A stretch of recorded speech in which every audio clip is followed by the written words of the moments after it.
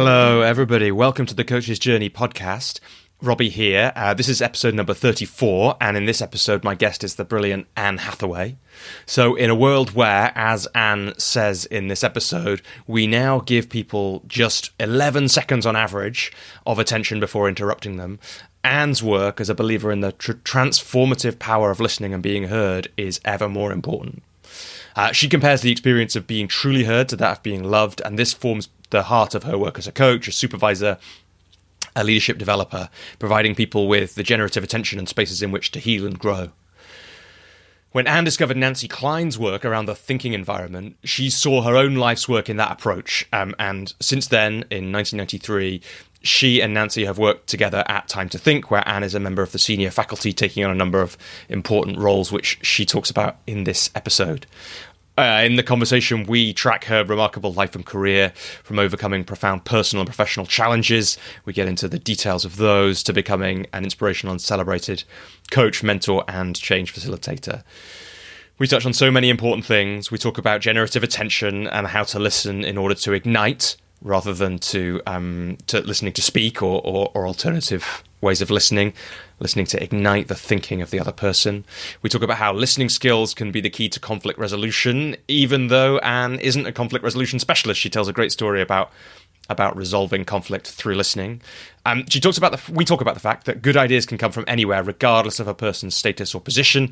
And we talk about how the thinking environment can create the possibility for that. In a similar way to listeners who have listened to episode 33 with Raquel Ark will remember Raquel talking about listening circles, and we'll notice some echoes there.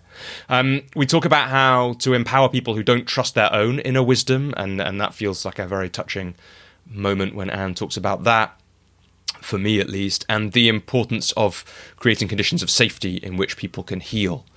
Anne describes the impact of time to think and the thinking environment as world-shaking, and explains how our train of thought can lead us to new horizons.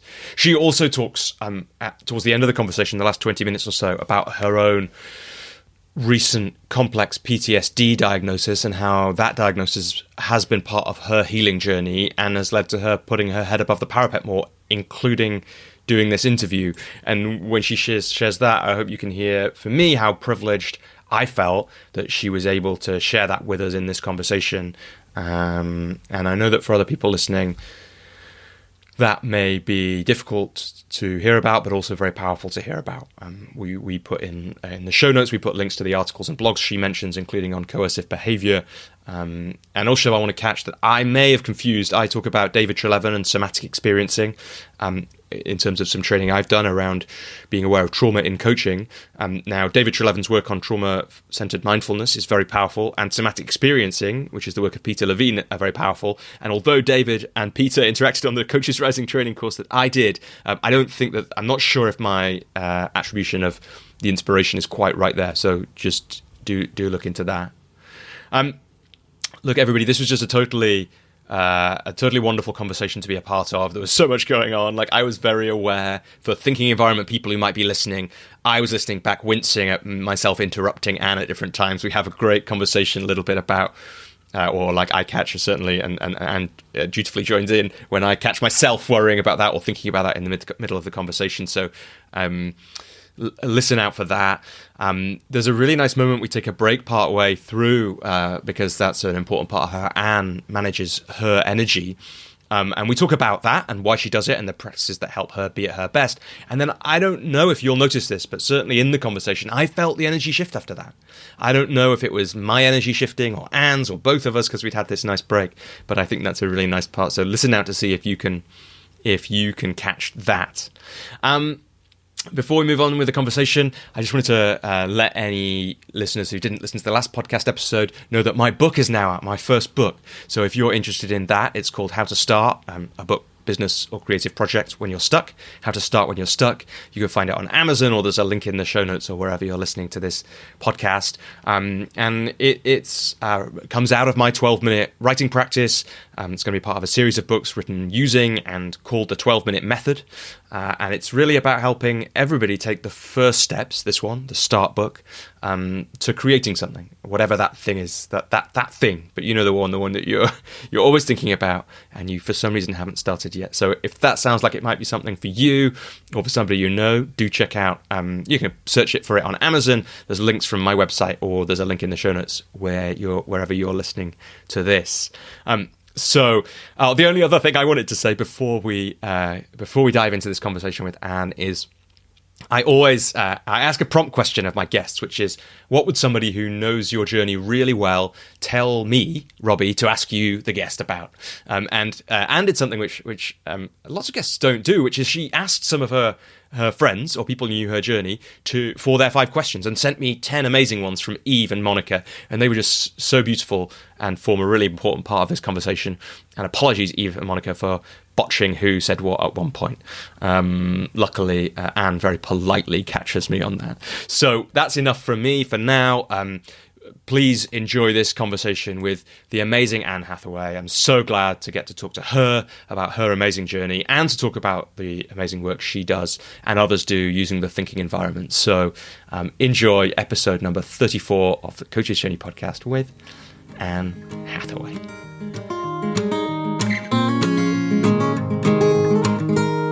Anne, welcome to the Coach's Journey podcast. Thank you, Robbie, and thank you for inviting me. It's a pleasure to be here. Yeah, it's as we were saying just before we switched on the recording, I was connected to you by Stephanie Archer, who's the business director at Time to Think, because I was interested in interviewing somebody who was a real expert in that, because I read Nancy Klein's book, Time to Think, quite early on. It was one of those things where I'm sure lots of coaches will identify with this, where when you're first starting out as a coach, or you're doing some training in something like that, you get lots of recommendations, and that book kept coming up in my list. And so I read it in the end, and it's been fun knowing that we were speaking, because as we'll get into, I'm sure the thinking environment is a big part of your work.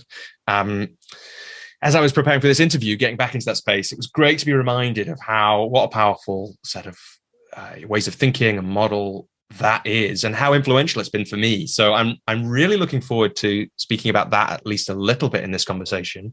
But I'm really excited to speak to you about your journey, because sometimes you get guest recommendations and as a podcast host, and you read a bit about the person and you realize that it just isn't they're just not the right person for you to speak to, no matter how much they or their PR company or the person that's connected to you thinks that they are. But with you, it was obvious within about 2 minutes on your website that we would have a great conversation if we spoke. So yeah, thank you so much for making the time.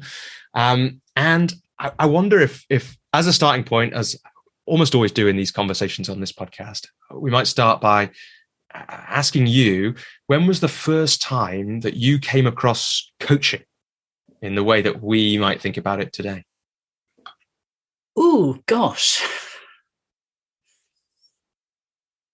That's quite a hard question, actually. I'm not really sure. I guess probably sometime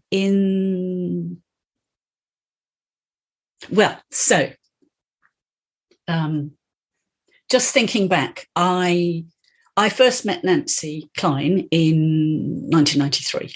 So terrifyingly, 30 years next year. Just doesn't seem possible. And I guess I first used her work in the context of facilitating groups rather than one-to-one. But then what happened was that the leader of the group that I was working with asked me to work with her. So that was probably the first time that I found myself being asked to coach somebody. So yes, I guess, but that was, oh goodness, much later. So I guess the short answer to your question is a long time ago. Yeah, but it's interesting, and that was one of the things I was interested to ask you about, because like I've just said, and these days a lot of people come to time to think after having come to coaching. Because of an example like the one that I just gave, where people just recommend the book. I know that Time to Think is taught on some coaching training programs, more general ones. Of course, there's the Time to Think faculty and trainings as well. But for you, you came first to these ideas. Is that right? And then gradually over time, you came to use them one-on-one. And until now, coaching is one of the, I can't remember, headings on your website. And it's obviously explicitly in the way that, you obviously use it explicitly in the way that you work with people now. So that's an interesting evolution, I guess. Oh, yes. No, I came to the thinking environment first and then coaching later. Yeah, so it's interesting that you came to coaching second. Let's go back in a minute to coming to Time to Think and Nancy's work and what you were doing before that. But first, and you may not, but do you remember when coaching as a thing, was it just that when you did that one-on-one with the leader of the group that you kind of became aware that coaching someone one-on-one was a kind of a thing in that way, or was there some other moment? No, I suppose it probably was then, really. Yeah. I mean, I suppose it was sort of in the ether. And one of the things that Nancy started doing quite early on as a cohort of us who trained with her in the thinking environment emerged was that we would gather on a regular basis, probably quarterly, which actually still goes on, for what she called in practice days, basically to get together and practice our skills. Because then, as it still is now, it was such an unusual thing for people to be listened to without interruption that, you need to get together to sort of restore yourself almost from the trauma of being sort of constantly interrupted in the world generally. So we would gather in for these in practice days, and I'm sure other people were talking about coaching, and so, but the truth is, it's so long ago I don't remember. But the key thing is that I did come to the thinking environment first. Yeah, and so we'll get to that in a sec, but before maybe that's the place to go now, actually. So in 1993, you said, which I think I was looking a little bit. I think is about 20 years after Nancy Klein had started. I found something which said 1973 was when this started being looked into. So about 20 years into that, you came to it. How did you find it, and what was happening in your life at the time? Well, so I'd started my career post-university in the recruitment industry in a company called Manpower, which at the time still exists, still in the recruitment industry, but at the time we only dealt with temporary staff. And so found myself doing lots of interviewing and anyway, long story short, I became a leader in the organisation. Then I went off and did an MBA. Then I worked for another organisation within the service industries as a general manager.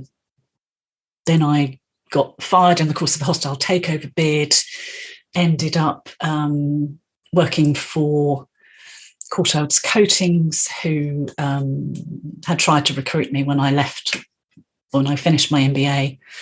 And while I was on secondment from them to the European Foundation for Management Development in Brussels, I basically went skiing one day, fell down a mountain, broke my back, really wasn't fit enough to go hurtling around Europe anymore. And at the same time, the business for which I was an HR director was closed down. So So fundamentally, I found myself being made redundant and also with a serious back injury. So I've always joked that I basically became an independent consultant by accident, literally by accident. So that was 1992. And then in 1993, an old boss of mine from Manpower rang me up one day and said, I've just met this really amazing, interesting woman, and I've read her book and I really want to do her training, but I need a partner to do it with. Will you come and do it with me? And so I'd never heard of this person. I hadn't read this book, but I trusted Val. So I said, yeah, fine. And that's how I met Nancy. And I just found myself thinking that, and I've always thought that this sounds terribly arrogant, but it is the truth. I found myself thinking, she's written down what I've been doing all my life. Yeah. So I'd been listening in that way for a very long time. And it was, as it is for quite a lot of people who come to the thinking environment, it just absolutely resonated. Yeah, wow. And I mean, so much in there, Anne, like what a moment in life to go through with the redundancy and the injury, and I'm sure so much around that. Yeah, it was all pretty life-changing, and I made a few decisions that I shouldn't have made as well. Yes. One of my big learnings from all of that is never make big life decisions when you're feeling vulnerable. Yeah. One of my old coaches, actually, he used to joke, after you'd had a big conversation with somebody, just like, joke and not joke, right? He used to say, don't break up with anyone or quit any jobs in the next 48 hours. Yeah. Right? And it's like, it makes sense, because when you're in those places, yeah, it's a big deal. Yeah. So I wonder, first of all, is, again, there's so many things I could ask about that, and we'll get more into the thinking environment and exactly what you found there. But why do you think you had been doing that? Because I'm gonna ask a question in about 3 different clauses now, which is great about interviewing people, because I don't have to think about my careful coaching questions or my coaching clients. Anyone who's listening is laughing at that now, for the inelegance of my questions sometimes. But when we get into the thinking environment a bit more, but this is true of coaching generally, one of the things about it is an unusual set of conditions which allows for something special to happen. And the reason it's so powerful, people, in my view, is that it is an unusual set of conditions. And so it's interesting that you had been doing those things already, that what you felt was that this amazing woman had written down these things. So why do you think you had been doing these things, which for most people are quite unusual already? Well, funnily enough, a few years further on from that, so I guess probably late 90s, early 2000s, I was looking to expand my coaching practice and to work as an associate for some coaching companies seemed to be, an easy way to do that. So I got a recommendation, an introduction to somebody who at the time was a really big noise in the coaching world, whose name I'm ashamed to say I can no longer remember, but actually I believe he's no longer with us. Anyway, so I managed to get an appointment with this guy, and we chatted for a bit, and he said, well, and I talked about the thinking environment and my role as a thinking partner. And he said, well, I've got absolutely no idea what you do. I really don't understand this work. But tell me, when was the moment that you first decided you wanted to work with people? And I sat there thinking, what an odd question. And I said to her, I've got no idea. It's just, I really have no idea. And he went, No, but there must have been a moment. There must have been a moment when you decided you wanted to work with people. And I was sitting there going, no, always been like this. Sorry, can't tell. And it was a really fascinating conversation because he was insistent that there must have been a moment, and I was utterly puzzled by the question. So, so, the short answer is I don't know. The slightly longer answer is that growing up, I was definitely in the children are seen and not heard generation.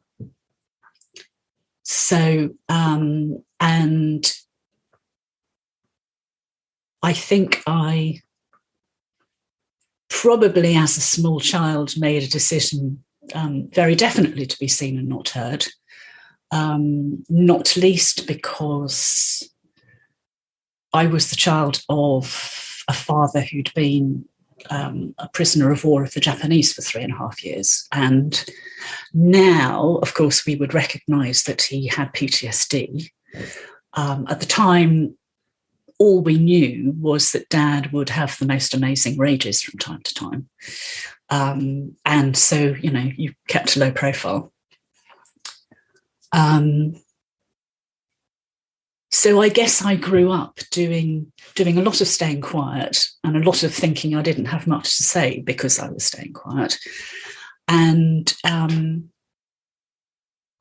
I sort of just discovered that when I started to have a bit of a social life, that actually a really valuable way to be part of the conversation was to ask a question and then really listen. And then it turned out that actually that was really interesting as well, because you learnt a lot of stuff from people. So, I guess it just became a sort of part of how I developed growing up. And that was the great thing about meeting Nancy, that I'd thought all of this time when I'd been listening to people that I wasn't really contributing to the conversation. I wasn't doing very much. And actually, when then I sort of discovered the thinking environment, I thought, oh, actually, that was what I was doing. I was, in fact, doing something really quite useful for people.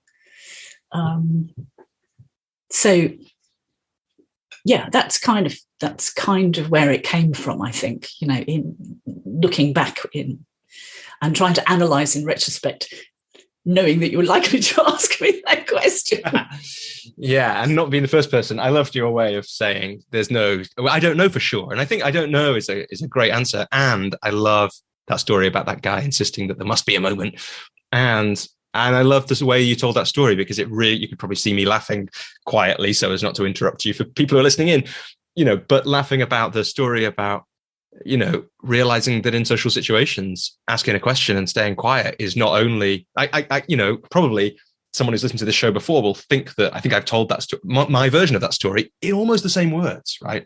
I can remember very clearly realizing, basically being bored and also not really wanting to talk about myself in a social situation, and finding that it got really interesting if I didn't talk about myself, if I just asked questions and was quiet. We had a funny conversation, though, before we switched on the recording about what can happen in social situations if, the downside of sometimes listening too much in social situations, which is that people just talk at you for a very long time. But Anne, maybe because we're talking about it so much, and there will be some listeners who haven't come across the thinking environment, and I know this is going to be a tricky question for you, but you must get it a lot, and when you're teaching and all that kind of thing as well. Can you give us the, I was aware, thinking about this conversation, that I've only read the first of Nancy Klein's books, so I'm not by no means an expert in it, although I have more of a grounding than some listeners will. But can you give us a sense of what makes the thinking environment special, and maybe what it was when you first found it in 1993 that made it special for you?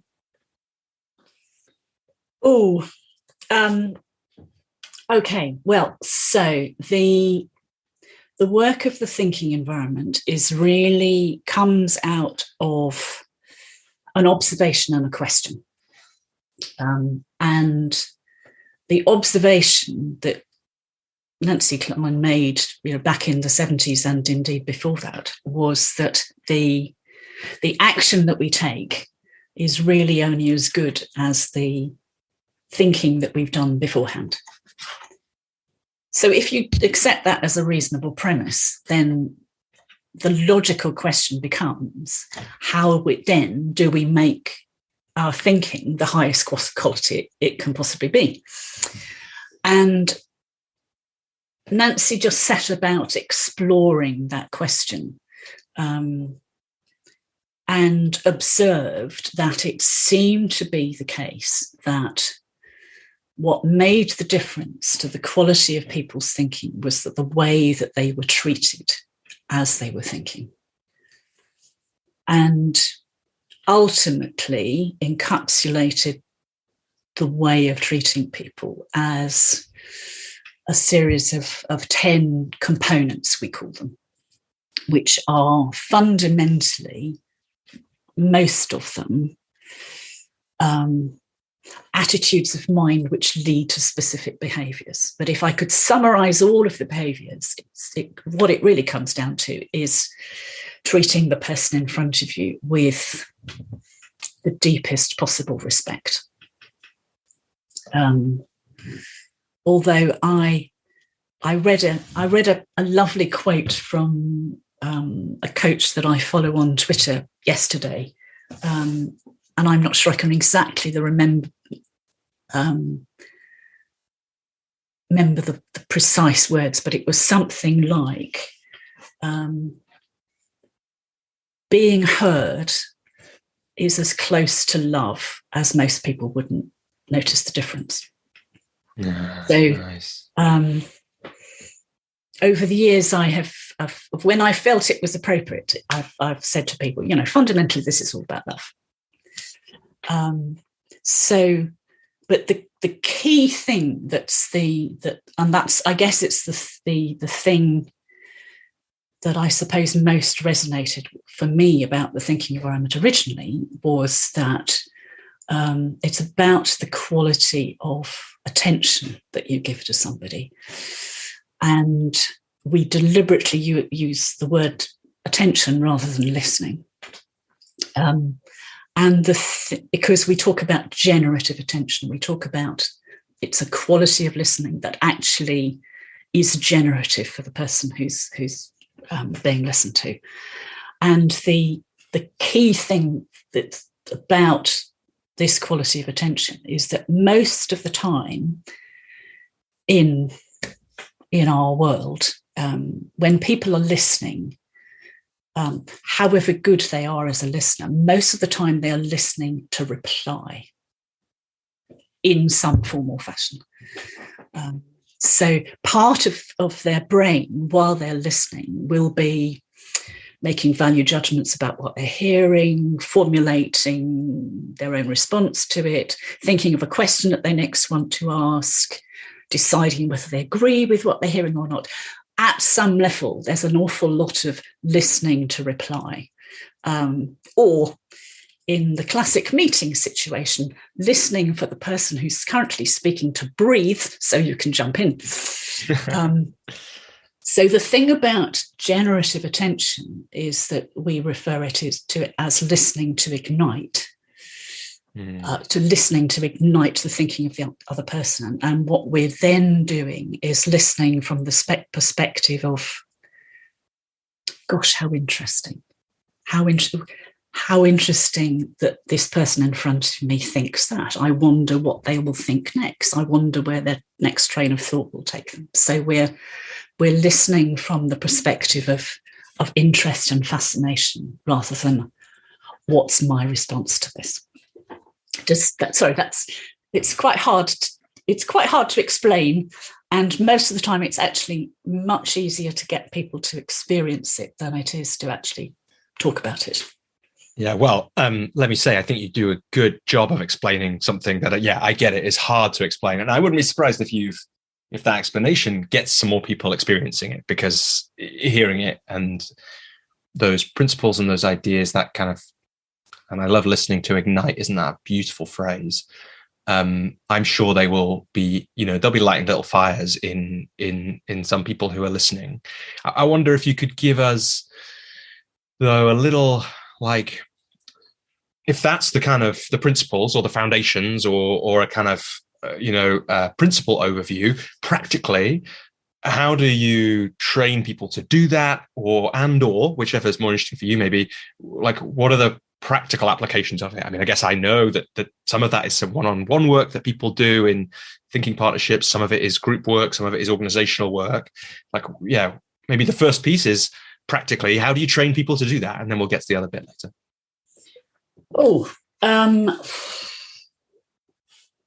As you train anything really, you explain the principles, you explain the components, you demonstrate, you get people to practice. Sorry, that sounds rather a flippant answer, really. No, it's good, it tells us something about the question I asked, doesn't it? But let's just slow it down. So I think what I'm curious about is, there is something unusual about that mindset that you're talking about, and people aren't. This may not be a good question either. People won't be used to being like that. And so how is it that people get from a place where they're not used to being like that, and then maybe they they feel it? Is that part of the answer? That how do you help people get to that place where they're able to practice this more successfully? Or what are the things that people really struggle with when you're training people to practice that kind of thinking and listening? So I think that what tends to happen is that people are drawn to this work and want to train in it because they've had some experience of it. So they'll have come across Nancy talking about it, or, one of my colleagues or I talking about it, and giving them an experience of it. And one of the things that is a constant source of shock to me is that, and Nancy wrote about this last year in her article in The Guardian, sort of a new book, was that 10 years ago, there were, and goodness knows how anybody, I suppose, social scientists sort of actually record conversations and time these things, but used to be the case that people typically would be, in most interactions, would be listened to for 20 seconds before they got interrupted. Apparently, the research has it that as of last year, that's down to 11 seconds, which is extraordinary. And so when you give people an experience of being listened to without being interrupted for 5 minutes, it can actually be world-shaking. And also that what people notice is that they start to get breakthroughs. So I guess the key thing is that whenever you learn the thinking environment approach, it's always experiential, and you always need to bring. So for example, if somebody comes on a thinking partnerships course, which is the sort of foundation level before you do the coach training, you always need to come with your own topics that you want to think about, and they need to be sort of real and current and not something you've already worked out, because then you get a real sort of live experience of the impact of being listened to, and how it creates breakthroughs. Because when we're interrupted, or when somebody asks questions of us, what's happening is that they're basically taking us off on their train of thought. Whereas if we are listened to without interruption, and we trust our own train of thought, which is one of the things that sometimes people have to learn to do as coachees. Once we we have the space to go off on our own train of thought, we get to places that we really didn't expect, and solve things that we didn't think we were going to. So I've completely forgotten what the question was. I'm really sorry. Me too, Anne. I just went off on a... It's really beautiful. It's it's so funny having a conversation like this with someone like you talking about something like the thinking environment, because it's impossible not to be thinking. My thinking, I just know, obviously you see lots of levels. I'm aware that I'm about to interrupt. I'm aware that it's like, I know the power of this kind of thing. And it's really interesting then to notice that we can't always operate in that way, or it doesn't feel like we can, because, but maybe that's an interesting place for us just to play and see if anything emerges on this. Like, it doesn't feel like, because we're creating something here that we're not doing that specific thing, which we would be doing if we had an agreement that we were doing a thinking partnership. And so I am here creating something, and you're being a very generous guest with your time, and we're dancing together and seeing what emerges, and that's different. And so I'm aware that I have, compared to my normal coaching conversations, which is a third different type of conversation we could have.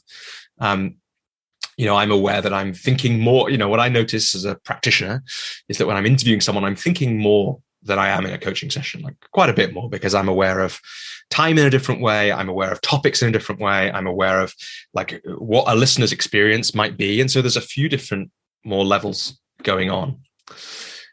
But it's interesting then for us to think, about the thinking environment, which is this very powerful set of ideas pulled together to make for a very powerful experience. And I remember, my listening experience, which then when I read my experience of being listened to in a different way, which then when I read the thinking environment, a little like time to think, a little like when you came to it, I was like, oh, this is for me, it was like, this is a very explicit description of that thing that I've experienced. And then,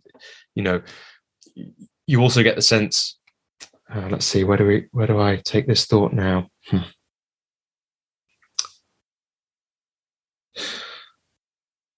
So there's a sense that's a way that we can be, especially if we've practiced, especially if we've taken advice from, brilliant people who have thought about this more than us. We can shortcut to a place where we can create that kind of environment for people, that kind of thinking.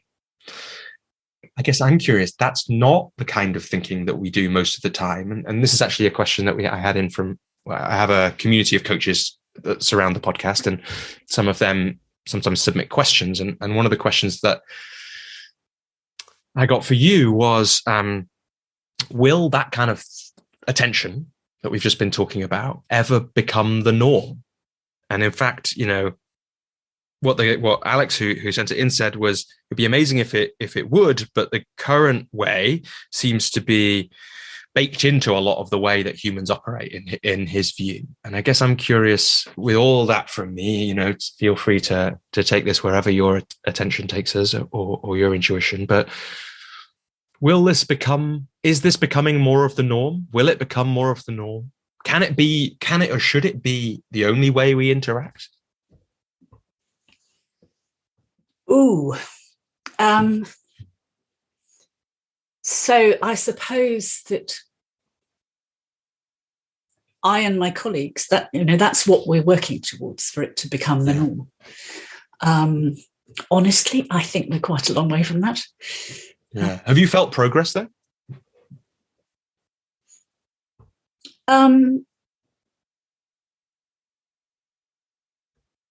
To be honest, I'm not sure I have. I mean, apart from the fact that there are a whole lot more thinking environment practitioners around the world than there ever used to be. So in that sense, of course, yes. And what you don't see is the ripples. So, I mean, I was just thinking about this the other day, that I have worked in 2 organisations, 15 years apart, and bringing the thinking environment to their teams. Although actually I've also in both organisations was asked to coach people as well. But in both cases, they have ended up, when they came to define the culture that they were seeking to create, in both cases, they somehow or other, some formulation of listening has appeared in the description of the culture that they are wanting to create. So I guess that gives me a certain amount of hope. Mm. That, that even if not everybody is listening, basically, if more people end up listening for longer than 11 seconds to each other, that's got to be a good thing. Yeah. Yeah, but it's like,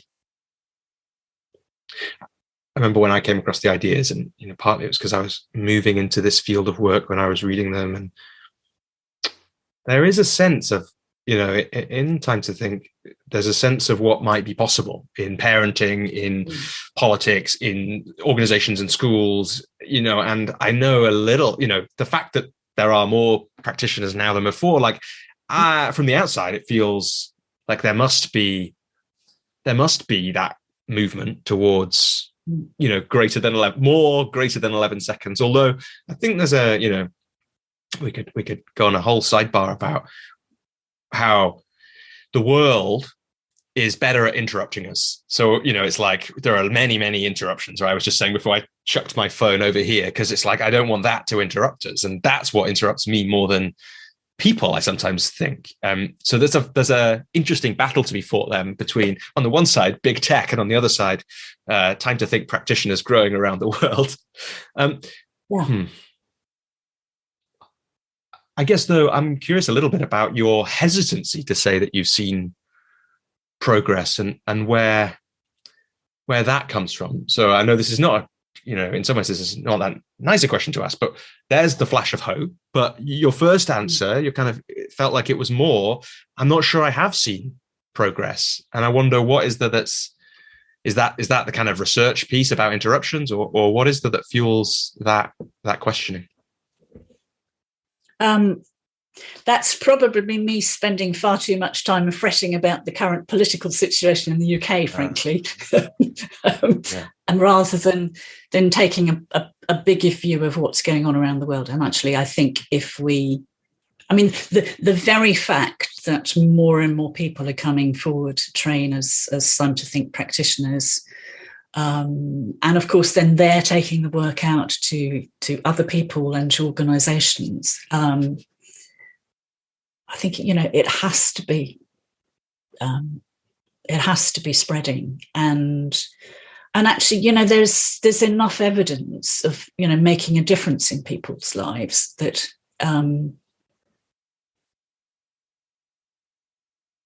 that I do have hope about it.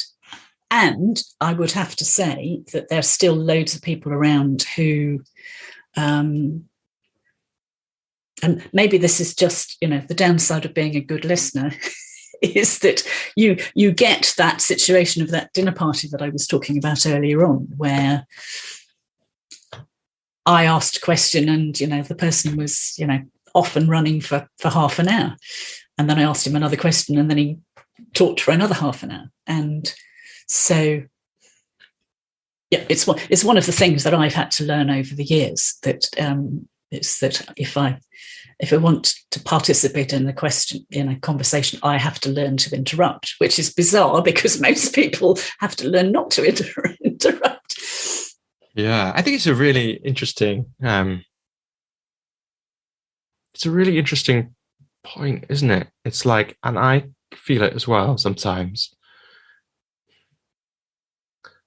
It's like there's some, mostly not interrupting is incredibly powerful, and yet it's almost like, because there is a lot of not listening. You're absolutely right. And in the UK, in the political situation, I would say pretty much everyone on all sides feels like no one listens to them, and that's a problem. Or certainly they feel like the other side doesn't listen to them, and that's probably true.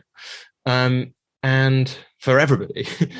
And so it's interesting, isn't it? Like, in some ways, one of the thoughts that crossed my mind when you were speaking just then is, you need to kind of interrupt the current way of being to be able to allow a new way of being to emerge. And when one of the foundational principles of doing something really transformative, like creating a thinking environment, is to not interrupt, that's really tricky.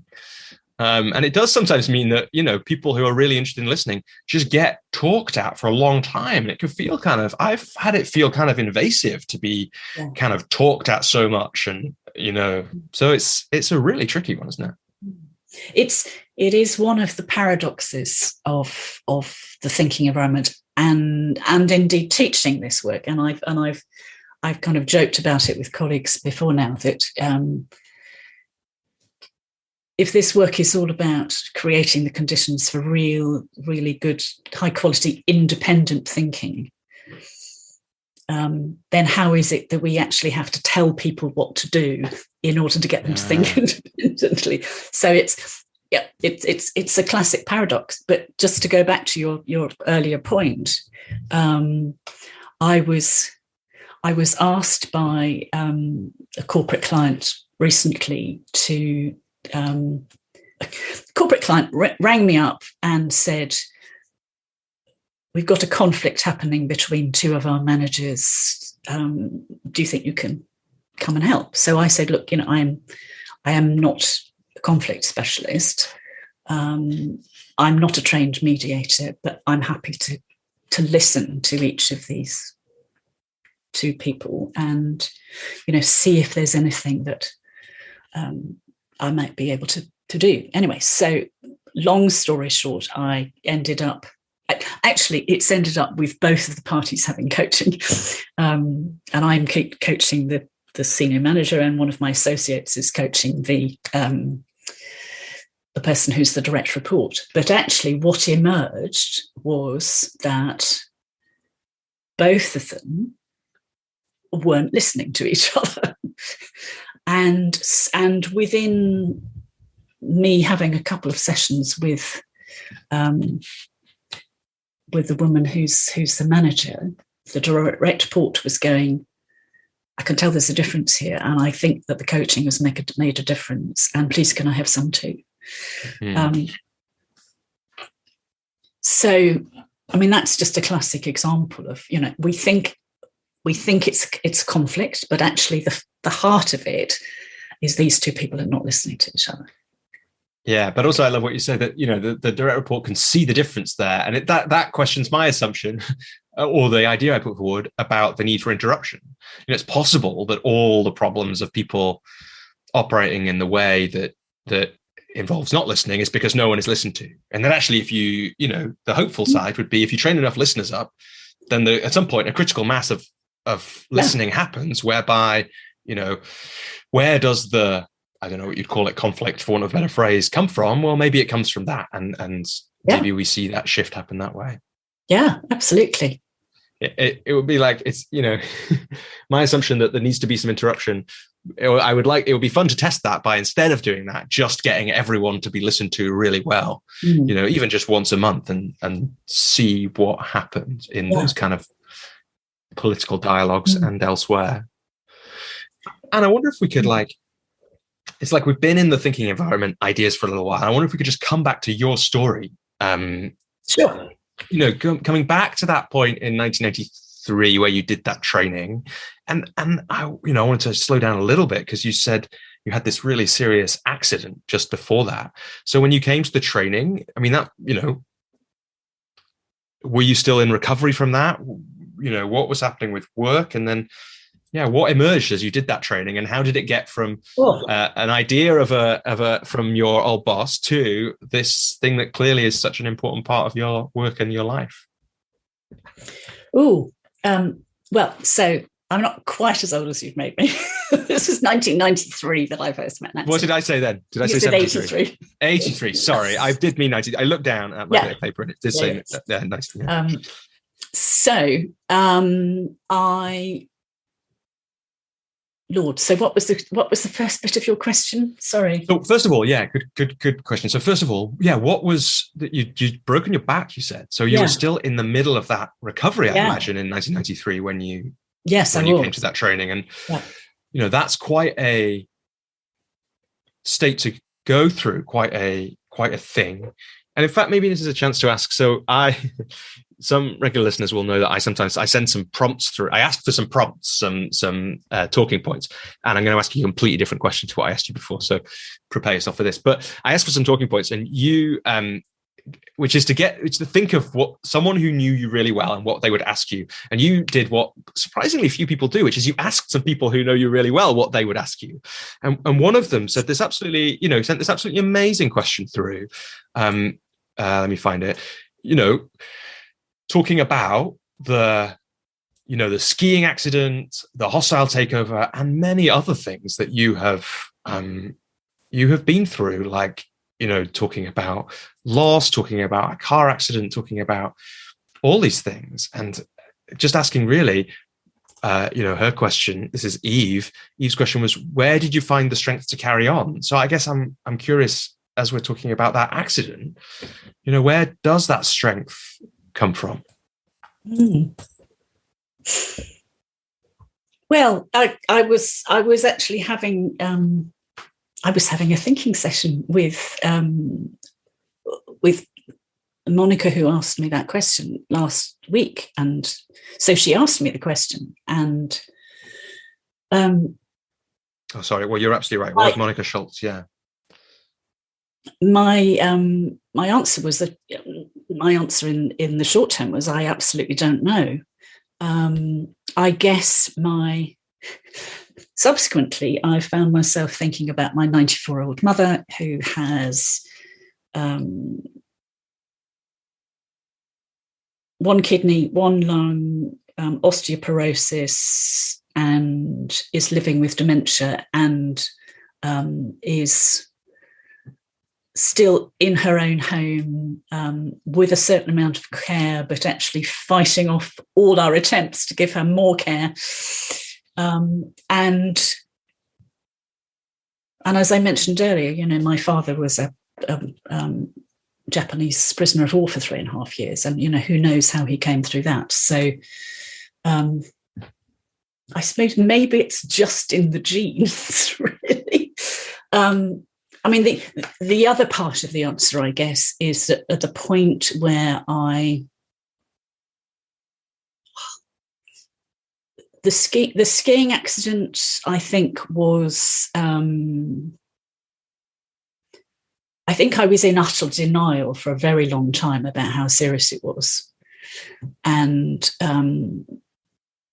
until one of my doctors said, "You do realise that if it had been a different vertebra, you wouldn't have walked away." But I guess it's a sort of,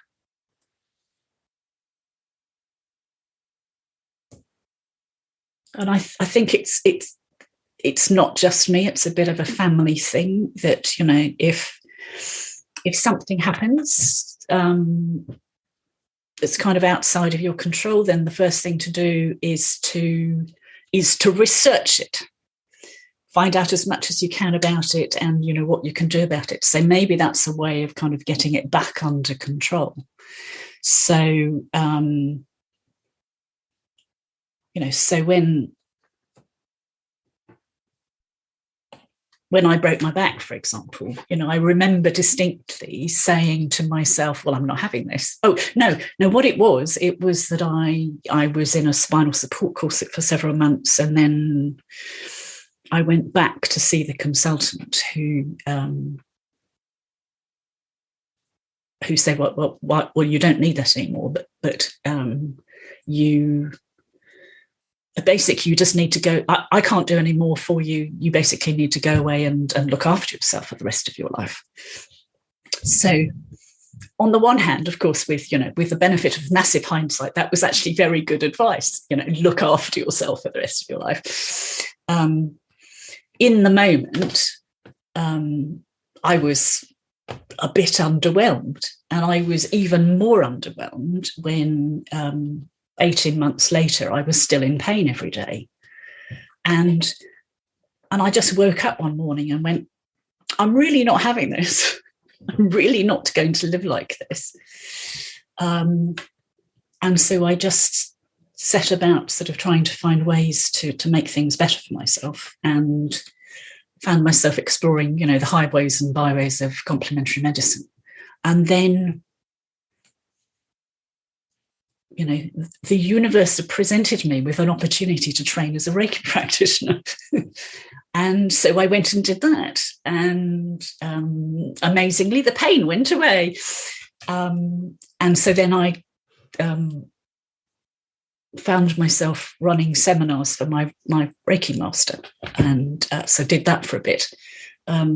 So I think that's it. It's the sort of urge to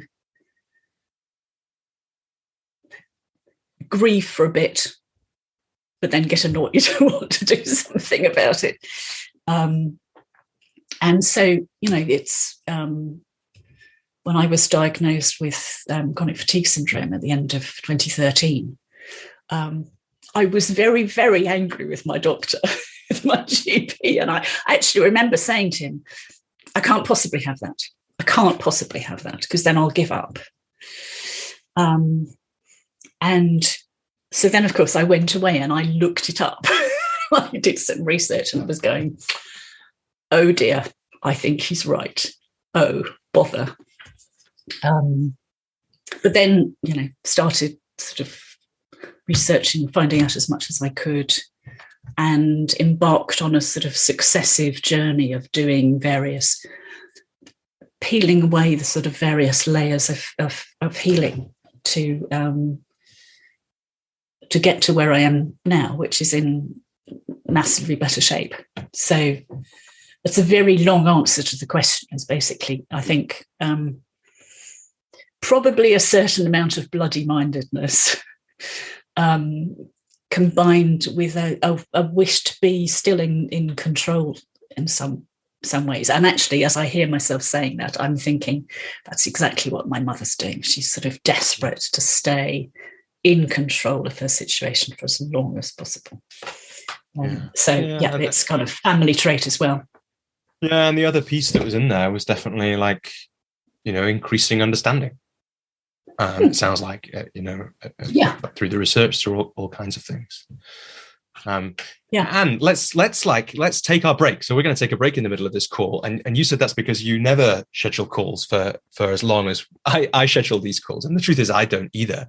I wonder, just before we take a break, I think it's always interesting to hear about how people organize their time and manage their energy. And I wondered if maybe it's to do with what we've just been talking about, but where did that practice of never having the long calls come from? It's partly to do with managing my own energy, and it's partly looking at the work of people like David Rock and others in sort of neuro leadership. And the evidence that they're producing that human beings actually can't concentrate for longer than a certain length of time, and therefore can't think well. And so if your work is all about helping people to think well, and by the way, that includes myself, I always want to be able to think well, then giving myself the space and time to take breaks is sort of part of that. So it's a combination of neuroscience and what I've worked out that I need to continue to do a good job. Yeah. I appreciate that. Having this conversation just before we take a break is ironic, given what we've just been saying. But just before we do that, what's the how does that look practically? So how do you manage your time? What do you is it particular arrangements you have with clients? Just those kind of things. Is it just that you build it in? Yeah. What do you do practically to look after your energy? What's the practices that you've developed in terms of these breaks? And then let's take a break. Sure. So if I'm planning a training day, for example, then no session will be longer than 90 minutes. So there will always be some kind of a break after 90 minutes, which could just be, right, let's just pause for 5 minutes while everybody stands up and stretches, and if you need to, you can whisk to the loo. Or it might be a sort of slightly longer one, let's take coffee. So whenever I'm even running a supervision group for 2.5 hours, we'll always have a 15-minute break in the middle of that. So typically a coaching thinking session, would be 90 minutes. And so that would be fine. In terms of managing my own energy, I've learnt, for example, that if I'm looking after my mother for the weekend, I always have to have Monday off. So I don't schedule. So I've actually got it scheduled in my diary that I have Monday off on the weekends when I'm scheduled to look after my mum.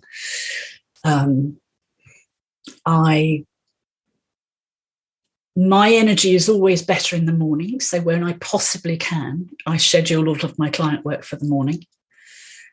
So I'm going with my own rhythms, and that doesn't quite help with the client that I've got in the States at the moment. But then to my horror, she's quite happy to work at 7 o'clock in the morning her time. So I guess that works okay. I've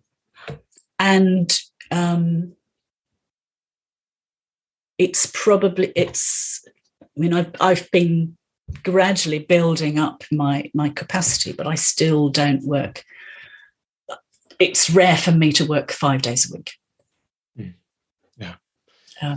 I do sometimes, but that would be unusual, just because I'm always wanting to be at my best. So I try and manage my energy in that way. And of course, clients don't know that you're having a bit of a nap in the afternoon. I mean, I'm telling you that, but every so often I will have a nap in the afternoon. Yeah, I love it, Anne. And I think part of the reason I wanted to ask you about it as soon as you said, can we have a break in the middle, is because I think it's a really important to hear about these practices that help you be at your best. And some of them will be specific to you, but a lot of them resonate with me and the things that I've thought about or do as well. And so I love hearing that. Let's do that now. So for listeners, we'll be right back, but we are going to have a nice break mid-call.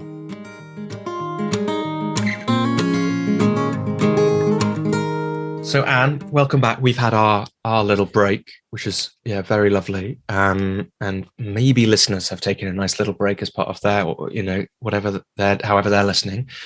To bring us back into the conversation, I wondered if we could just go back to 1993 again. 1993 again. I've said the date right this time. And this is going to be a hard thing to do, so I appreciate that. But how did it go? So now you're one of the senior faculty for Time to Think. You train people, you supervise people in it. Give us some sense of how you went from this person that rocked up at the training on the advice of the boss, of your ex-boss rather, to learn about a book that you'd never read from a person you'd never heard of. How did you get from there to this place you are now? Or what were the key moments in that? Oh, actually, when you put it like that, it does sound pretty weird, doesn't It's funny, isn't it? But what I didn't say in the summary there is, a book you'd never heard about from a woman you'd never heard of. But when you got there, it spoke to something you've been doing the whole time, but for your whole life. And that's why it doesn't sound weird to me that you ended up where you are now. But without that bit, it is a bit like, what happened? Yeah. Well, so at the point when I first met Nancy, I was less than 18 months into my recovery from breaking my back, and was still, very much in recovery mode. But what had happened was that I'd been made redundant a couple of months after I broke my back. And as I sort of gradually started to recover, the phone started to ring with people going, we hear you're at home. We've got this little project. Would you feel up to helping us with it? So I started doing various bits of freelance work, doing all sorts of things, including being a research assistant for Hamish McRae, who at the time was the economics editor of The Independent and was writing a book.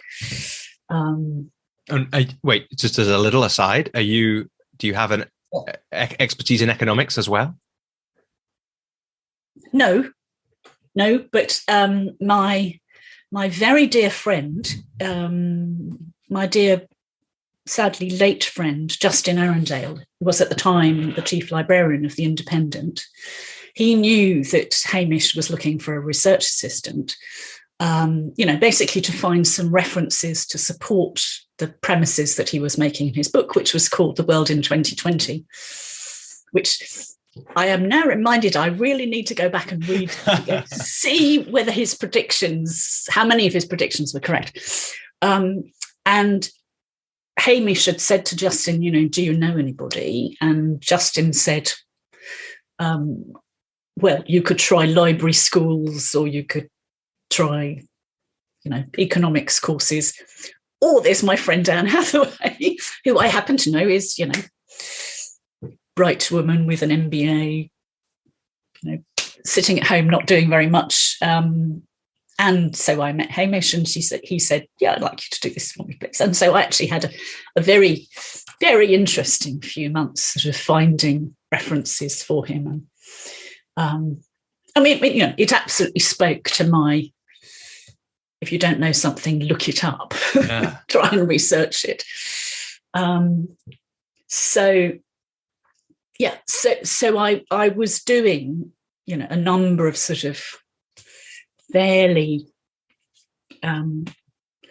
interesting projects. And as I mentioned earlier, I then trained as a Reiki practitioner, partly to manage my own pain levels, and then I ended up being the seminar organizer for my Reiki master. So the first sort of few years after I broke my back, I did a whole bunch of different things as a freelancer. And of course, I'd done the training with Nancy. And then as I got better, the universe started presenting me with opportunities to put it in practice. So I had, by that stage, in fact, 9 months after my injury, I got married, which was, as it turned out, a formative life experience. And my then husband, casting around for people to connect me with, had happened to mention to his boss that I was looking for work, and, had he got any leads? And so I ended up getting introduced to the head of a leadership development company based down in Wales, who were, as it happened, working with a well-known Anglo-French organisation, building a link between the two countries. And he'd been doing some work for the train crew team. And this is so long ago, it was before the tunnel was open. But they were in that sort of stage of finalising stuff, ready for the sort of full hard launch. So they were doing sort of soft launches and stuff. Anyway, so he had been trying to work with the train crew management team, who was sort of Anglo-French, and hadn't been getting anywhere because he didn't speak French. And whether it was a certain amount of, we are not going to listen to you because you do not speak French, or genuinely, actually, some of them did not speak brilliant English.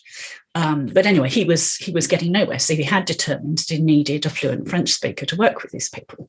So my ex-husband's boss sort of mentions, oh, there's woman Anne Hathaway who's, does this and that and speaks French. So long story short, I ended up working with these guys. And when I heard about the brief, I just thought, these people need the thinking environment. So it was like, suddenly the universe presented me with this opportunity to, and actually that was a really, really formative moment, because I had started off the day with, basically sort of introducing them to the 10 components and getting them to sort of do some small bits of practice. And then I thought, I really need to demonstrate this because, certain amount of skepticism going on here. And so I'd spotted that there was one individual in the group from the UK side who was clearly asking a lot of interesting questions and was clearly very engaged. So I sidled up to him at coffee time and said, would you mind being the person would you mind being the thinker while I demonstrate a thinking session? And bless him, he said yes. So that was how I met Dr. Christopher Goscombe, as he now is, who's been a sort of major force in my career, as it turns out. Yeah, and there's a beautiful testimonial from him on your website, I think, like just a little phrase of just like, I think I was going to write it down, but I'm not sure I did. Like, it's just such a lovely testimonial. Yeah. Obviously, the work you did with him or his company really hit home. So basically, I did a demonstration, and essentially, I asked him our classic opening question, which is, what would you like to think about and what are your thoughts? And off he went. And 45 minutes later, he'd had a number of breakthroughs and everybody's sitting there going. So then one of the French guys went, yes, but that's all very well for Chris, because he's a really good thinker. So I just thought, well, in for a penny, in for a pound. Would you like to come and do it? And I'll do it in French with you. So we did, and, he thought for 25 minutes and we got to the end of it and he said, well, that wasn't very long. That was only about 5 minutes. No. So then I got them successively with the rest of the group observing, each to do sort of be thinking partners for each other. And what was absolutely glorious was that as we sort of moved around the room, you could see the penny dropping, that they were all going, oh, I'm listening to this person think about the business, and actually we're all on the same side, which they had thought, they were basically, in conflict, classic sort of, let's reenact the 100 Years' War between the French and the English. So suddenly they realised they were all on the same side. So, so that was my first sort of big experience of introducing the thinking environment to a group. And it was the leader of that group who subsequently asked me if I would coach her. Mm. So that was a kind of starting point. And then progressively I was asked, I found myself, I guess, because, that had been sort of a bit of a baptism by fire. So that gave me you didn't choose an easy chance to test drive that stuff, did you? It was like you say, it's like baptism of fire. Oh, amazing. Let's do it in English and in French. Yeah. and just because I've read it in your bio, but you studied French at university, is that right? Is that why you're fluent in French? Yeah. What opportunity? At that point, I'd also I did my MBA at INSEAD in France. Course, so so I was at the time still pretty fluent. I'm a bit rusty at the moment, which is a source of some grief to me, I have to say. So that was kind of formative because I got to coach Sarah. So that was my first sort of real example of being asked to be a coach. But also, most crucially, of course, I met Chris, who then subsequently went on to work for EasyJet. And so a number of years later, when he was at EasyJet, he rang me up and said, I've got this situation. The chief executive wants to create a, what's the word I'm looking for? A staff representative group to help us continue to retain the kind of culture that we've had as a sort of small entrepreneurial startup. You know, he wants to keep this going as we grow. And so part of the vehicle for doing that is to be this body of elected representatives from all around the group who will have a brief to be able to come up with good ideas to help us retain that kind of culture. So, and I don't really know how to do that, any ideas. So I just kind of went, well, you just need the thinking environment, Chris. I'm sorry, but that's what you need. Because what was interesting about this group was that it was sort of composed of everybody from an 18-year-old in her first job who'd never been to a meeting before, to who was the representative of the most junior cabin crew, to the senior people. So there was the chief pilot, who was the pilot's representative, and he'd previously been the head of the Concorde fleet, you know, so very senior in the aviation world. And the management representative was a guy with an MBA, and there were kind of all stages in between. And the thing that you most want to avoid when you've got a group like that is exactly what we found, which was that, you know, the senior people think that it's their job to come up with all the ideas, and the junior people think it's not their place to come up with all the jobs. So you've got this sort of classic sort of intermeshing of limiting assumptions about how things should work. So one of the components of the thinking environment is equality. It's this idea that the concept that good ideas can come from anywhere, regardless of seniority or age or rank or any of those things. So I said to Chris, look, you know, I think this is what would be a great idea. You know, I'll train this group in holding their meetings in the thinking environment. And that was another sort of terribly formative experience. And it led to effectively me being a freelance member of his people and organisation development team for the next 5 years.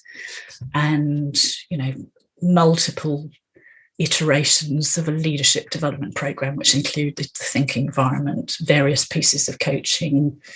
And so I actually was incredibly blessed to have the opportunity to work with an organisation for 5 years and sort of build the thinking environment into the culture. So essentially what happened, I suppose, was that I just kept getting lots of experience in using the thinking environment in different ways. And then fast forward to 2009, and by that stage, Nancy was doing a lot of teaching, was wanting to do more writing, and decided that she wanted to delegate the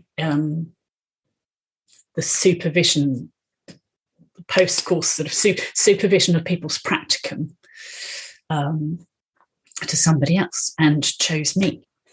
So essentially, when anybody does any of the thinking environment qualifying courses, there's always a period of sort of, okay, you've done the course, now basically go out and do it on some real people and come back and tell us about it and what you've been learning.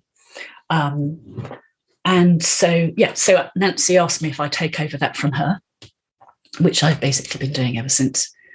And so I became the first European member of faculty there were already teachers in South Africa at that stage. So South Africa was sort of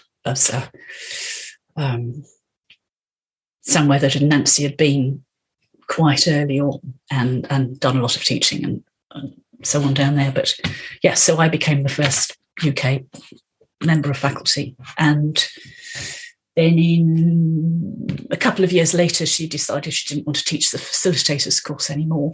She wanted to focus on the thinking session and thinking partnerships and coaching and teachers of thinking partnerships. So I then took over teaching that from her. And then rather wonderfully, my old friend Monica, who I had been at university with and had by this stage was running a leadership development company with her husband. We'd had conversations about the thinking environment for a long time over the years, and she'd got more and more interested, and eventually decided that she wanted to train it in it. And so Nancy decided she didn't want to go to Sweden, so yours truly went to Sweden and trained the first sort of group of people over there, including Monica. So so it kind of, and then progressively,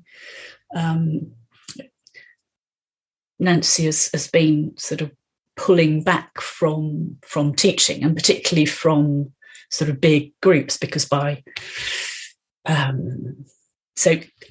think I mentioned earlier that we were sort of from quite early on, Nancy was running these sort of in-practice days for practitioners to get together to practice their skills and network and share experience and so on.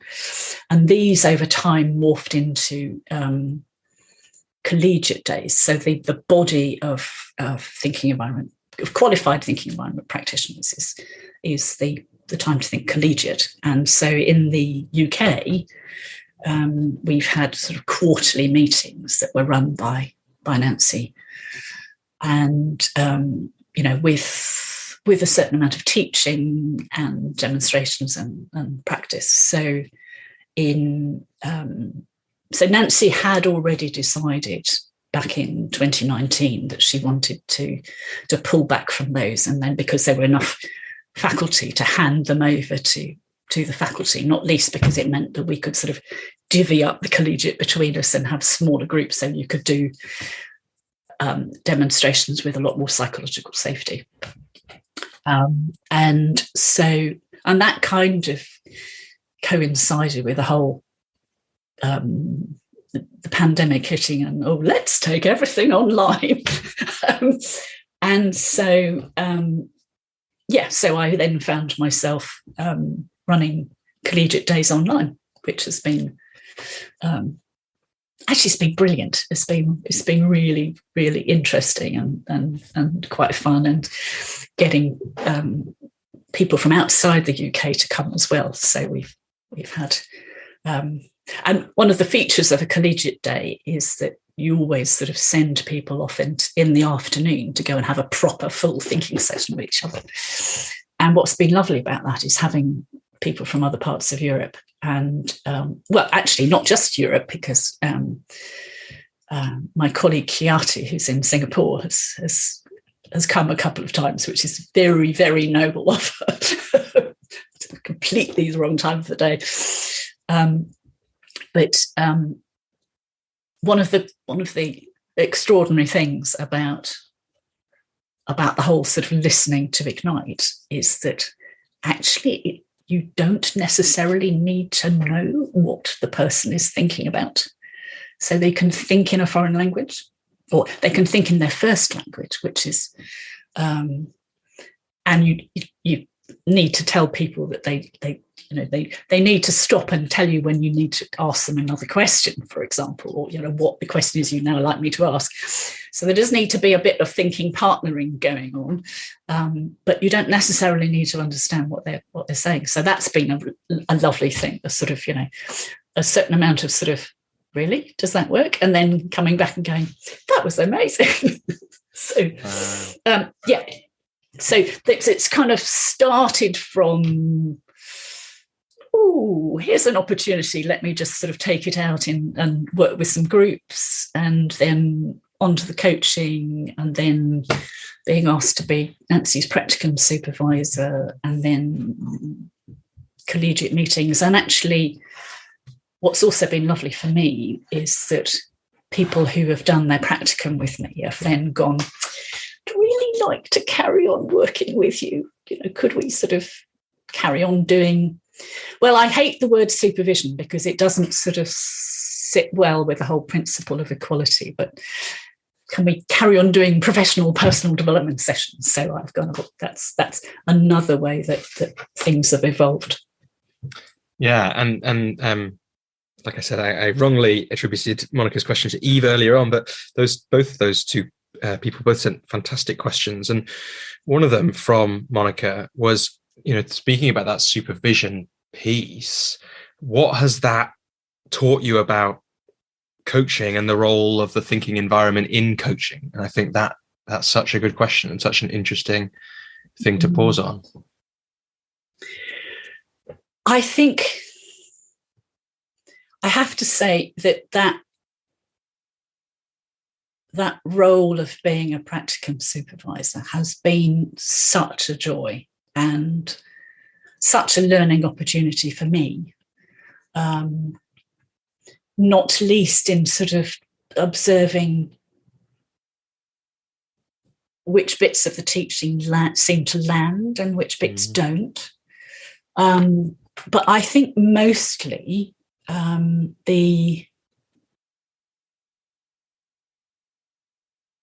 so many stories about how the power of listening, really, and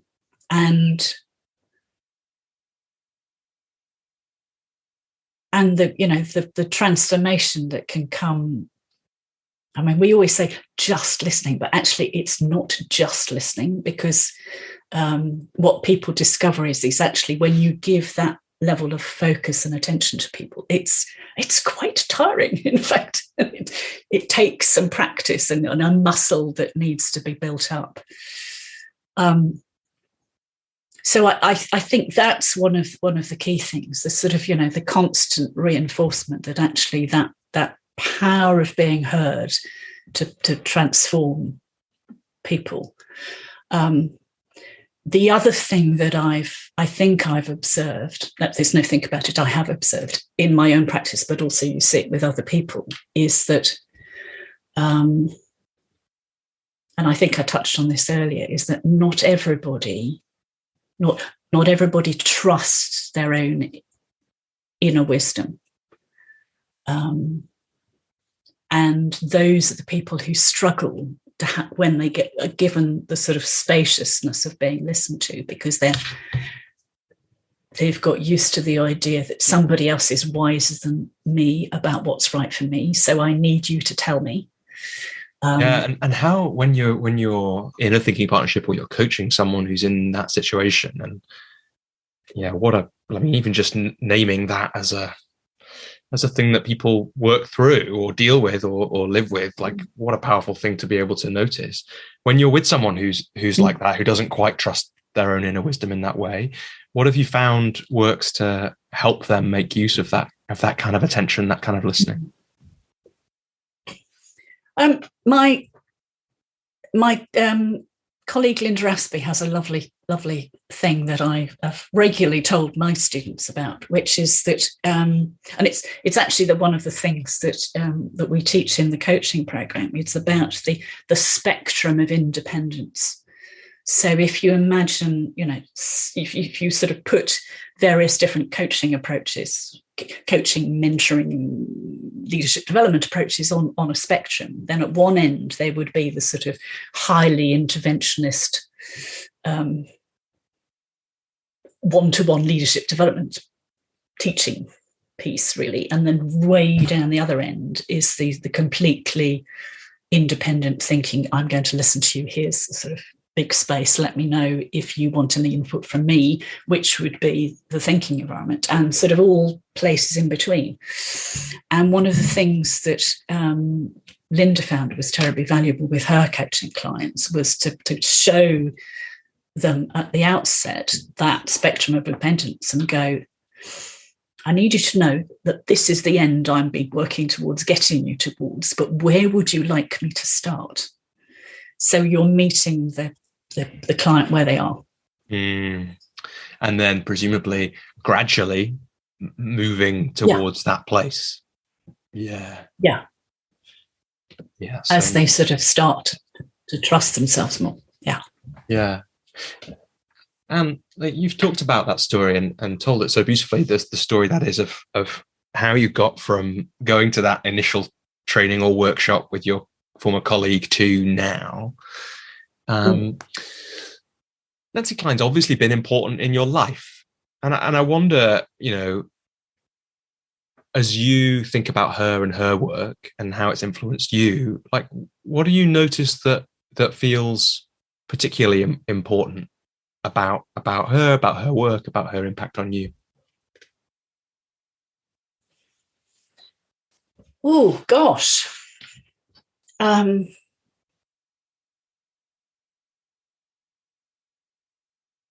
I think it's always wonderful when you have in your life somebody who is an inspiration. And Nancy certainly is that. I mean, not least because of anybody who's ever seen Nancy speak, she is extraordinary. Fascinatingly, she absolutely hates doing it, but she is utterly, utterly brilliant at it. And that exquisite way with words translates into her writings as well. And so I think it's always a joy to watch somebody who is an exquisite craftsperson at work. Whether that's, big fan of the repair shop, for example, watching those amazing artisans, do restore pictures and pieces of leather and wood and just extraordinary. And I have just always loved that, watching people who are utterly, utterly skilled. And I've had the benefit of being able to watch Nancy doing that for several decades now. And, there's an interesting moment in the story where she chose you, or between you chose you to take on that role, to be that first member of the faculty. Why do you think she chose you, or why was it you? You'd have to ask Nancy that. Yeah. I guess, that's, I think because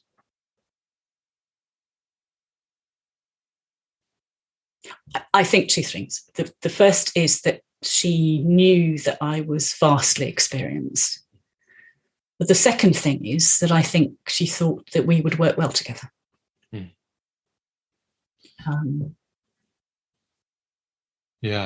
Yeah, I suspect that it was because you do great work. And, part of the reason, one of the great questions that Eve, and it actually was Eve this time, suggested I ask you about, that you sent across, was about humility and modesty.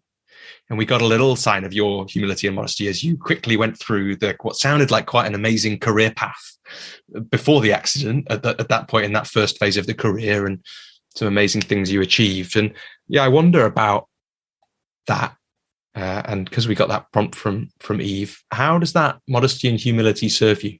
And how is it a work in progress?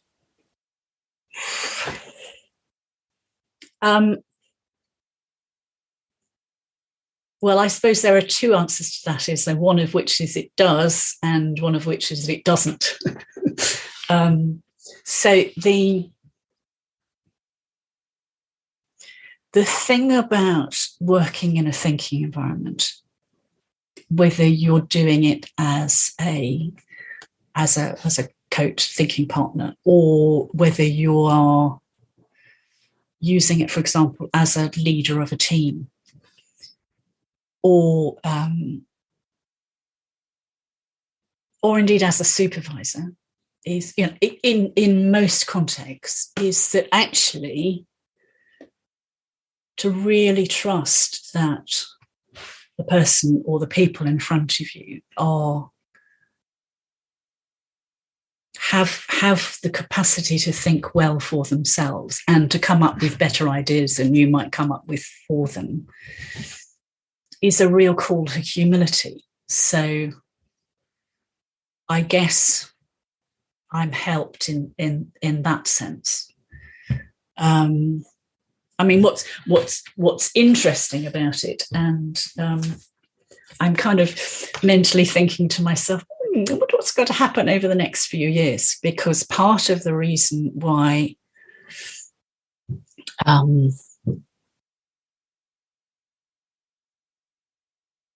I think I found myself sort of keeping my head very much below the parapet, and I was forced to recognise in 2018 when Eve, bless her, nominated me for the Coaching at Work award, which I subsequently got, was that I have been keeping my head below the parapet, and there's a reason for that, which is to do with my personal history. I found myself in an emotionally abusive relationship with my husband, subsequently ex-husband, which I allowed to carry on for far too long. Well, after we were divorced, but still had contact because of our daughter, and I kind of learnt to keep my head below the parapet because of that, and actually I've been reading more recently about I know all about the traumatic effect of that, because actually there was a point a couple of years ago where, actually after the award, which was fascinatingly a trigger for getting myself some treatment for complex PTSD. I'm not sure if Eve knows that she was the catalyst for me actually, having another sort of step change in my own healing. But actually, one of the things that came out at one point of that was the realization, that's the moment when I stopped feeling safe in the world. And of course, if you don't feel safe in the world, then you certainly don't stick your head above the parapet. So, as I say, kind of watch this space about what might happen as, the healing sort of works its way through the system. Well, I mean, apart from anything else, here I am. I was going to say the same thing. With that all in mind, Anne, I'm feel extra privileged that you're here, and thanks so much for being here, and also thanks for sharing that story so honestly and openly as well.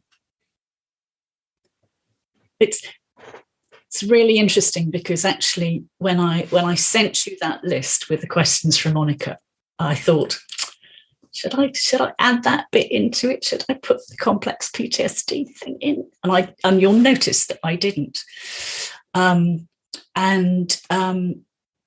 Literally yesterday, it was like the universe was going, oi, because I spotted 2 separate blog posts on Twitter from coaches that I follow, both referring to their own experience of coercive control and the impact that has on confidence and general well-being. And I thought, oh, okay, all right, fine. So, and the hideous statistic that 1 in 3 women between 25 and 59 will have experienced domestic abuse of one sort or another. I mean, that's just appalling. So, but that did kind of give me a bit of, maybe I'm not as alone as I thought I was.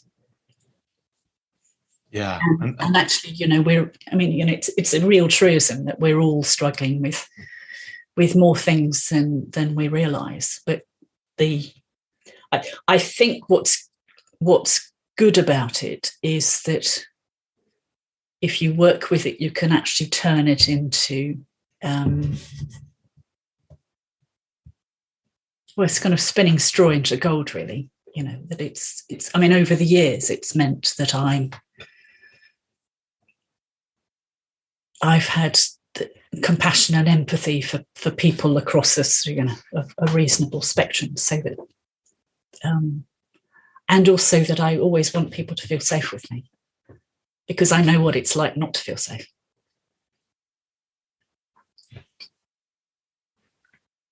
If anyone's listening, Anne, who's has felt I'm sorry, I should have put a trigger warning in that, shouldn't I? Yeah, well, I can mention it at the start of the episode when I record the intro. But I guess I'm curious now we're here. If someone's heard that story and they've had a feeling from it, a bit like you got from those blog posts of "I'm not alone," or maybe they're just coming to terms with what has happened to them in some way. Maybe just on the really highest level, really, where did you go for this part of your healing? Like, and is that somewhere you would recommend that other people go, or how would you approach that kind of question? So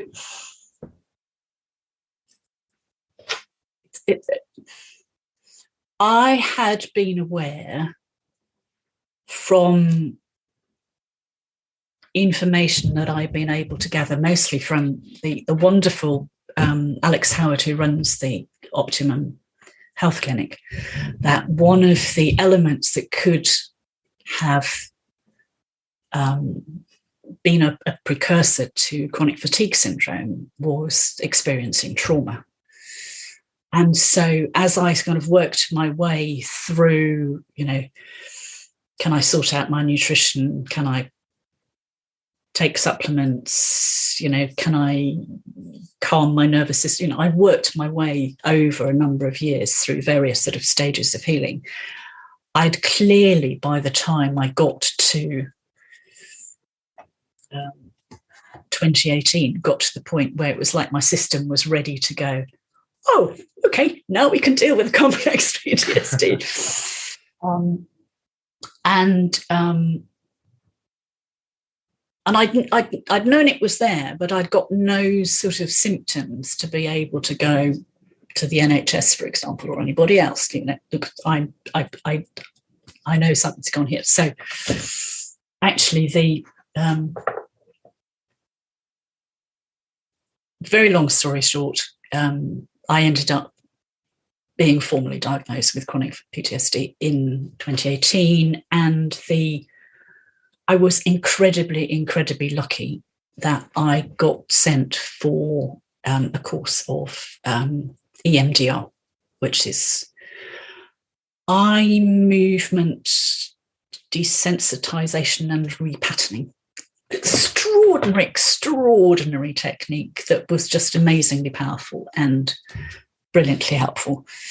And so if anybody has a way of getting access to that, which is available in certain parts of the NHS, then that's amazing. I've also subsequently done work with Art Geiser, the founder of Energetic NLP, who also does some very clever and very healing things. And so those are the two main things that have given me a huge shift over the last couple of years. Amazing. Thank you for sharing. And I don't have the personal experience of this, but I've done some, just for people who are listening who might be in that kind of situation, I've done some training with a man called David Treleaven, who is a Canadian, but often what he points at in some ways is, I think, is somatic experiencing, which is another, for people who are interested and want to look that up, is another modality which I have heard and read incredible things about the power that it can have with people who have suffered PTSD in different ways. So it's worth people looking to that as well, if they're interested, if it feels right. And I'm aware we're almost at time, and you've been so generous with your time and with sharing your story. And I feel very lucky that you also sent me 10 questions, 5 from Eve and 5 from Monica. And I actually want to go to another of Eve's now, because it's just such a good one. And maybe you will bring us into some summary to kind of begin bringing the conversation to a close. But it's a big one as well. She said, what would you say to the you of 10 years ago that might encourage some changes for yourself from 10 years ago?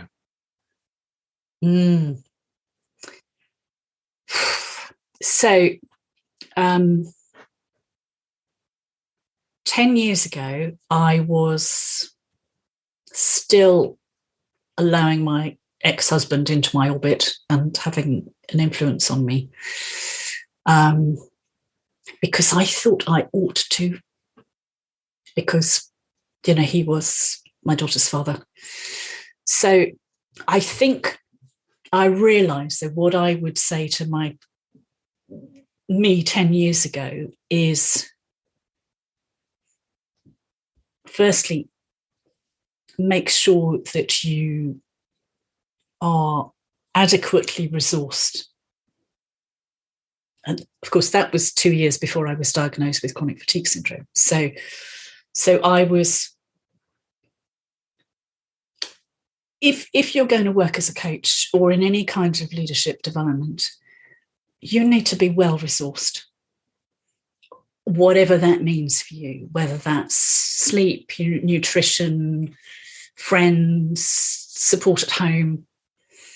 You need to have that in order to be sustainably effective.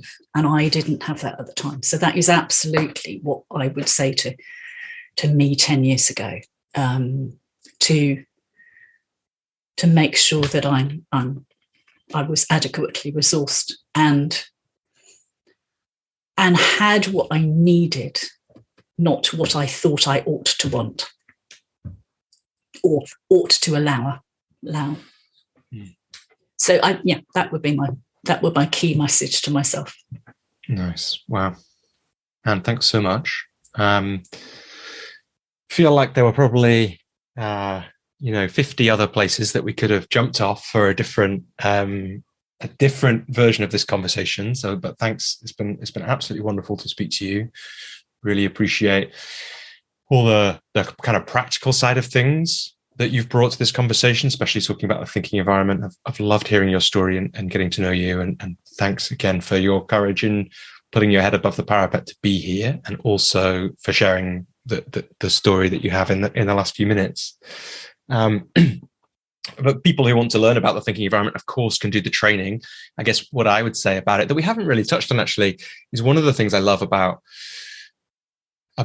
certainly Time to Think is there's some really practical frameworks that people can learn from the book, but also in much more detail, I'm sure, from the trainings around how to hold the one-on-one conversations. And we haven't even got to talk about incisive questions, which would have been a fun thing to do, and also around the group stuff. And I've been thinking about that recently for some group work that I've done, which is or I've got coming up, which is lovely to have that in mind for it. And is there anywhere else that you would point people who want to learn more about you or the thinking environment? There's my website, which is www.annehathaway.co.uk, although and there's a contact form on that. So, if people have very specific questions or they'd like to talk further, then I'm happy to talk to people. The schedule of courses will be on the Time to Think website,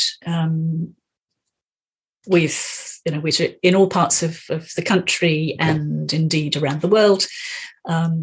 So there's a lot more detail about what the different courses, because there's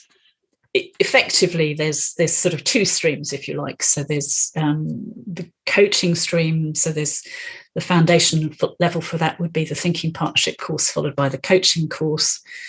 And then there's the working with groups. So the foundation level for that would be, in fact, the foundation course, and then the facilitator qualification. And then, if people are interested beyond that, then you can become a thinking partnership teacher and a consultant, and ultimately faculty. So there is a pathway, but so there's lots of information on the Time to Think website as well. Fantastic. And is there anything else you want to share that we haven't managed to touch on in this conversation, or anything else before we wrap up? Oh, goodness. Well, mostly I just want to appreciate your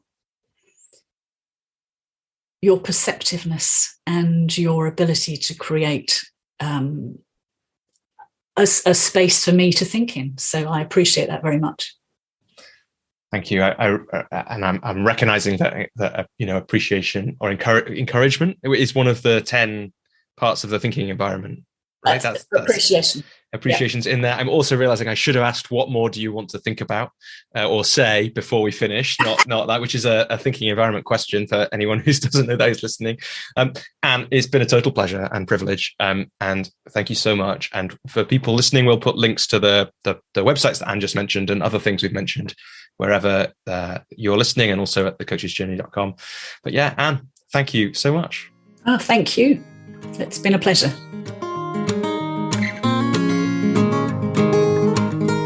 Hello, everybody. Robbie here again. I hope you enjoyed that conversation with Anne. I certainly enjoyed listening back to it just now.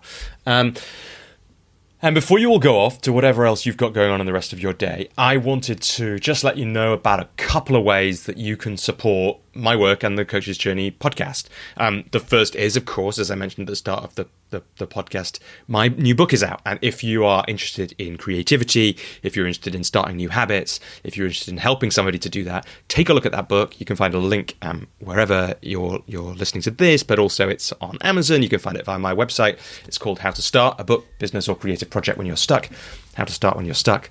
And yeah, I hope that you take some good things away from that if you do check it out. And please let me know. Please let me know, especially if it gets you started on something, because that's one of my big measures of success for the book. Back to the podcast. The first thing, a bit like with the book, the first most useful thing you can do to help me with the podcast is to spread the word. So if you know a coach who would be interested in hearing this, somebody who you think would really benefit from listening to Anne talk about the thinking environment, a community of people who might like either of those things, please do share this episode or the podcast more generally with them. You might also love what I have to say, enjoy listening to me on these podcasts. And if you want to work with me, if you're a coach and you want to work with me, if other people want to work with me, check out robbieswale.com. For coaches, I'd really recommend the Coach's Journey community. So I designed it because I think that the way that I know to support coaches best is in a group, because there are so many levels of learning. But I also wanted to make something affordable and accessible, so that you can really choose how you engage with me and how you work with me as a coach. So as part of the community, there are 10 group coaching calls every year, and depending on how much money you pay as part of your membership, you join different numbers of those. Some of them include one-on-one work with me. All of them include being connected to other wonderful coaches. If being coached by me isn't the thing that for you, but you want to support the podcast financially, then you can also become a supporter. That's at patreon.com/thecoachesjourney. And there you can pay a small amount of money every month, going up to a larger amount of money, of course, and get different thank yous from me as part of that. Find out more about the Coach's Journey community at thecoachesjourney.com/community. And thank you so much to Alex McIntyre, Alex Swallow, Joey Owen, Ken Broran, and Ruth Saville for your ongoing support. I hope we have you, listener, back again with us on the Coach's Journey podcast sometime soon. Of course, there's lots of episodes from the last 2 and a bit years to go back to if you haven't heard all of those. Definitely, if you haven't listened and you love this episode, check out the one recent one with Raquel Ark, number 33, because Raquel is an expert in listening too. And so we get into some wonderful conversations about just what happens when listening is done in that episode as well. So that's enough from me. Have a wonderful rest of the day, whatever is coming up for you. And I hope we have you back listening to the Coach's Journey podcast sometime soon.